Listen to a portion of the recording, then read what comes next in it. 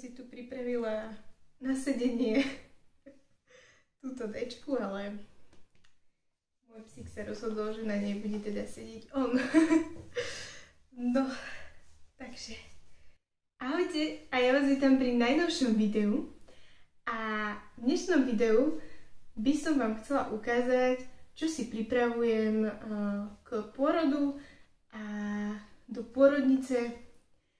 Avšak, keď som nad tým rozmýšľala, tak som si tak povedala, že mne to prišlo ako úplná blbosť natáčať video o tom, čo si balím do pôrodnice, pretože takých videí je strašne veľa na internete a nepríde mi to nejaké zaujímavé vám ukázať, že budem mať nočnú košeľu, popôrodné gaťky, vložky a nejaké veci proste pre bábätko. Neberiem si naozaj nič extra.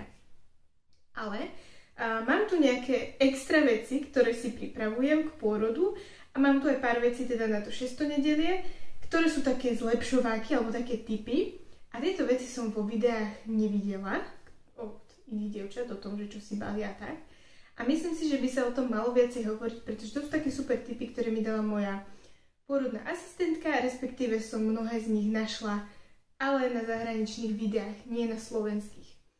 Takže povedala som si, že vám to ukážem. Toto bude podľa mňa oveľa viac prínosnejšie ako video, čo si balím, chystám do pôrodnice. Ale ak vás zaujíma, čo si zabaliť do pôrodnice, čo je fajn mať so sebou, tak vám môžem určite doporučiť Danielov kurky. Danka má super video, z toho videa som vychádzala aj ja. Tak poďme na tie tipy radšej, nie? Ani neviem, kde začať.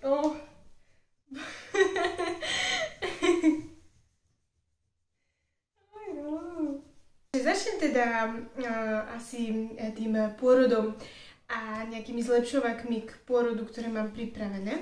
Prvý taký super tip za mňa je, ak sa chystáte pri pôrode chodiť do sprchy alebo máte k dispozícii dokonca vaňu. Je ty šťastný, že máte vo svojom okolí takú pôrodnicu na Slovensku? Tak je super si zobrať so sebou a rýchlo schnúci uterák. Takéto uteráky sa dajú kúpiť napríklad v Decathlone za úplne super cenu a tým, že veľmi rýchlo schnú, tak viete, ak pôjdete do sprchy a potom naspäť a tak ďalej. Je to fajn, navyše ten uterák je veľmi kompaktný, takže za mňa je to super voľba aj tak všeobecne do nemocnice. Ďalšia vec je oblečenie k pôrodu a tu mám taký tip, ktorý som vymyslela sama. Pretože som rozmýšľala nad tým, že si kúpim takú tú jednorazovú košeľu, ktorá sa dá kúpiť, ale prišlo mi to, že je zbytočne drahé. No a v second hande som jednoducho kúpila pánsku košeľu bavlnenú, ale takú akože z príjemného materiálu, z takej tenkej bavlny, XL-ko, takže je dostatočne dlhá. Odstrihla som jej ten taký tvrdý golier a proste stála ma €80, takže po porode ju takto elegantne poskladám a hodím rovno do koša. Jednorazová košeľa za super cenu. Takže určite choďte do sekača. A ako takú alternatívu, ak by som nechcela byť v tej košeli, mám potom pánske boxerky. Ja v nich teraz spím a je to pre mňa super pohodlné, takže som si povedala, že aj pri porode môžu byť fajn, ale hlavne tu mám takúto športovú podprsenku, ktorá má vpredu zips. Pretože keď sa bábätko narodí, chcela by som mať bonding, tak aby sa to dalo ľahko odopnúť. Preto je super aj tá pánska košeľa, že je na gombíky úplne celá, že si to proste rozopnete a môžete mať bábätko na hrudi. Tak, a toto je vlastne rovnaký princíp. Príde mi to fajn a plus si hovorím, že takáto zipsovačka je super aj potom na nejaké krmenie bábätka. Ďalší fajn tip je, ja som si sem dala do tohto obalu nielen môj pôrodný plán, ktorý som už teda prediskutovala v nemocnici a súhlasili s ním. Zaujímavé. Som rada, že nebrali pôrodný plán ako niečo neslušné, lebo mám pocit, že stále to takto v niektorých slovenských pôrodniciach je. Ale mám tu aj anamnézu, nejakú rodinnú anamnézu, moju osobnú, pretože nejaké tie diagnózy mám na konte. A tiež tu mám o manželovi nejaké údaje, zamestnanie, proste také tie veci, ktoré sa vás pýtajú, keď príjete do pôrodnice, lebo čo keď prídem do pôrodnice v stave, že sa mi už nebude chcieť rozprávať. Takže mám to tu spísané a môžu si to prečítať, alebo môže manžel odpovedať na ich otázky. a nemusí ja.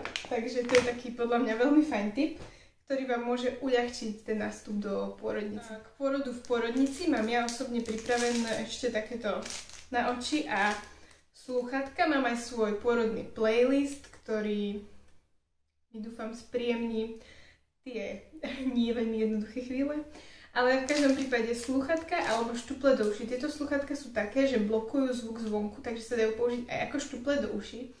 A ak ste taký typ ako ja, že vám nerobí dobre nemocničné prostredie, tak je určite dobré ho blokovať, ak sa dá. Takže ja si beriem na blokácii tieto veci.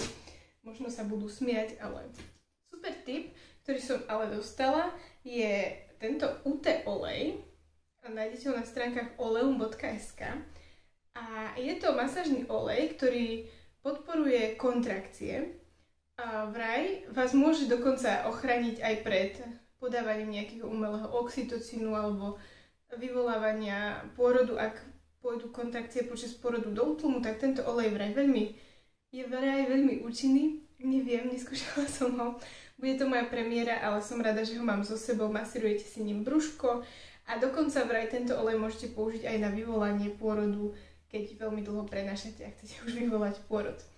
Takže možno k tomu dojde a budem ho musieť vyskúšať aj na vyvolanie pôrodu.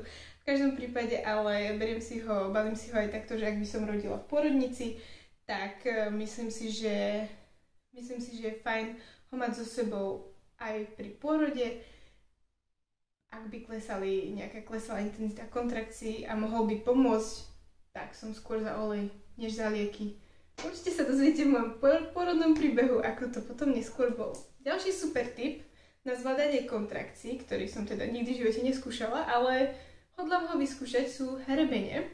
A to, ak už máte veľmi silné kontrakcie a potrebujete niečo stískať, škriabať a tak ďalej, tak je dať si takto hrebene, ale mali by mať samozrejme tupé tie konce, nezoberte si nejaké super ostré hrebene a zatlačiť do hrebeňov, dýchať a ono vám to pomôže troška oklamať mozog.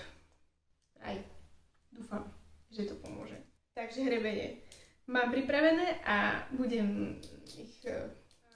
Ďalšia vec sa týka náparky. Ak si robíte vaginálnu náparku pred pôrodom, ja to robím a je to veľmi príjemné a vaša pôrodnica napríklad poskytuje možnosť mať náparku pri pôrode. Moja pôrodnica poskytuje možnosť mať náparku pri pôrode, tak je určite dobré túto možnosť využiť, lebo môže to veľmi pomôcť. A ja hodlám využiť náparku pri pôrode, ale nie som si istá, že ako to je s tými bylinkami, že či majú oni nejaké svoje a tie mi dajú a poskytnú, alebo ako to bude. Nechcem riskovať to, že pôjdem rodiť a povedia mi, že nemajú bylinky na náparku. Preto som si zobrala takéto jednorazové dva balíčky. Jedno je voňavý pôrod, jedno je uvoľnenie pôrodných ciest. A ja si ich zoberiem takto so sebou. Ak vaša pôrodnica náparku nerobí a vy chcete si aspoň troška nahriať pôrodné cesty, tak som našla taký tip. Zobrať si so sebou tieto maličké také termoformiky a môžete si jednak ich prasknúť, dať si ich zo spodu, nahriať si troška pôrodné cesty, ale zároveň niekomu robí dobre teplo a nemôže ísť do sprchy, neviem, z nejakých dôvodov, alebo proste sa nevie inak dostať k teplu, tak si môžete to priložiť na brúško alebo na kríže. Môže to byť fajn pomôcť. Takže ja osobne mám pripravené k pôrodu aj takúto kvetovanú vodu na osvieženie a aromatický olej, levandula, ktorý mám spojený s pocitom uvoľnenia. Som si robila také relaxácie a aromatické. A aj moja masérka používa levandulový olej. Takže mám to tak spojené, že keď si k tomu pričuchnem, tak ja sa hneď dostanem na masáž tehotenskú. Takže ešte idem. A na masáž tehotenskú som objednaná znova tento týždeň, lebo chcem si tú vôňu dobre prepojiť s tým pocitom uvoľnenia. A ak máte niečo, k čomu sa vám viaže pocit uvoľnenia, tak si to zoberte so sebou. Ak máte nejaký aromatický olej, ktorý máte radi, viete, že vás vie dať do kľudu, že vám vie troška pomôcť, môžete si ho zobrať so sebou, ja to určite urobím. Možno si ho nakvapkám do tej kvetovanej vody. Ja mám pripravenú aj ústnu vodu, keby som zvracala. Dobrý tip je mať so sebou vlastne kvapky do nosa, pretože so zapchatým nosom sa fakt ťažko dýcha a pri pôrode je je potrebné dýchať. A mám pripravený balzám na pery a mám aj očné kvapky, keby som mala podráždené oči potom. Takže to mám takto pripravené. A ďalej mám pripravený čípok, pretože ja nechcem klystýr pred pôrodom. Mňa klystýr desí a stresuje a to by asi nebolo dobre proste počas pôrodu zažiť takýto stres, takže mám tu čípok, pokiaľ by som sa sama, väčšinou sa ženské telo samé vyprázdni pred pôrodom, ale kebyže náhodou nie, tak si chcem prípravu urobiť sama. Mám to aj v pôrodnom pláne, takže potrebujete doplniť nejakú energiu, ale samozrejme asi ničím ťažkým. Takže ja tu mám moju obľúbenú tubu alebo hroznový cukor. Nemyslím si, že budem mať chuť jesť, ale aspoň také rýchle snacky určite potešia. Na pitie mám vodu s takýmto sosákom a dobrý tip, ktorý som niekde videla, je piť cez slamku. Alebo aj počas pôrodu, keď dýchate, robiť také ústáko pri pití so slamkou. Pri výdychu. Pretože to pomáha uvoľniť spodné partie. Takže mám tu aj slamku. A ďalšiu vec, ktorú som si ja pripravila, ale vy nemusíte, sú afirmácie a vizualizácie. Mám tu nejaké afirmačné kartičky, ktoré chcem, aby mi pripomínal aj manžel počas pôrodu niektoré veci. Alebo si ich možno budem čítať ja, uvidím, ale chcem, aby mi tieto veci aspoň on pripomínal. A potom tu mám vlastne moje dva obľúbené obrázky a jedno je, že každá vlna, teda kontrakcia nás prináša bližšie k sebe a páči sa mi, že to babätko už je ako bonding, to je niečo, na čo sa ja veľmi teším. A pôrodnica, ktorú som si vybrala, robí bonding aj po cisárskom reze, takže ak by som náhodou mala cisársky rez, dúfam, že nebudem o bonding ukrátená, že všetko bude tak, že sa to bude dať. A potom takú vizualizáciu otvárajúceho sa kvetu.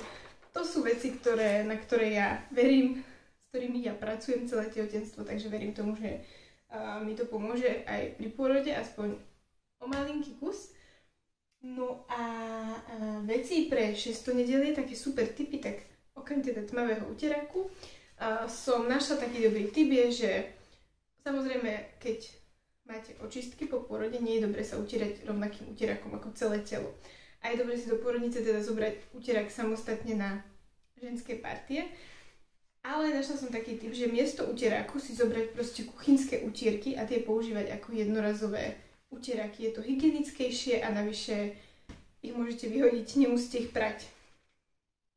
Takže to je taký fajn tip na 6. nedelie. Rovnako tak dobrý tip na 6. nedelie je zobrať si nejakú vaginálnu spršku. Určite je dobré sa po každej toalete osprchovať, ale možno to nebude v daný moment možné, ale tie spodné partie je určite dobre si vyčistiť vodou, takže dajú sa kúpiť na to také klasické vaginálne spršky, alebo si môžete zobrať takúto fľašu, ktorá má, viete, taký sosáčik a dá sa stlačiť. Je to na vás, ja mám takúto fľašu, mala som ju doma, mala som v nej niečo, už neviem presne čo.